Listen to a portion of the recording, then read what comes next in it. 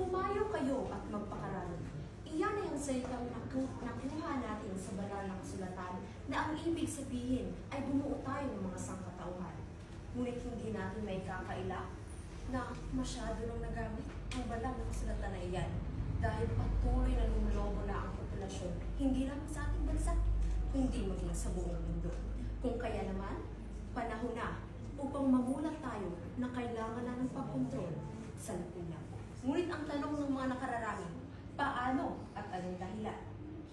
Mga kagalang-galang na tagahapon, mga guro, mga kapwa ko kalahok at sa lahat ng mga tagapakinig, magandang hapon po sa inyong lahat.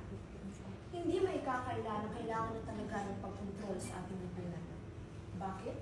Simple lang, dahil sa mga rasong tumataas na ang poverty rate, hindi lang sa bansa, maging sa buong mundo. Ito ay ayon sa World Health Organizations. Anin nila na mula sa 7 bilyong sangkatauhan ay naging 8 bilyon na tayo. Anong resulta? Tumataas ang kahirapan. Konektado din ang pangalawang rason sa una. Ito ay dahil sa pagdami at patuloy na pagdami ng tao sa mundo, rumarami rin ang demand. Ngunit, malimit lamang ang supply.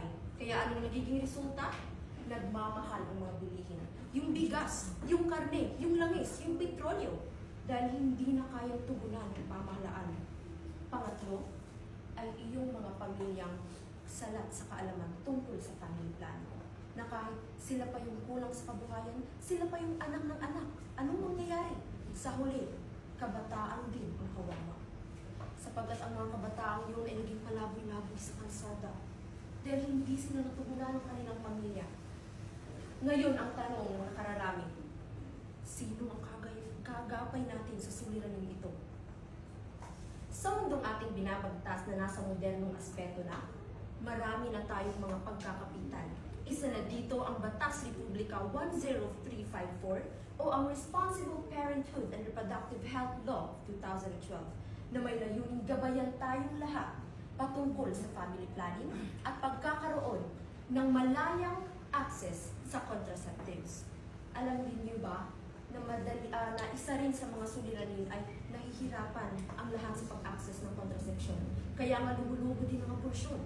Kung kaya naman, malaki ang tulong ng batas na ito. Dahil hindi lang ikaw, hindi lang kayo, kundi pati na ang mga tinaguri ang pag-asa ng bayan, ang mga kabataan. Habang sila ay lumalaki, mayroon na din silang kaalaman tungkol sa family planning dahil sa batas na inilathala ng ating pamahalaan.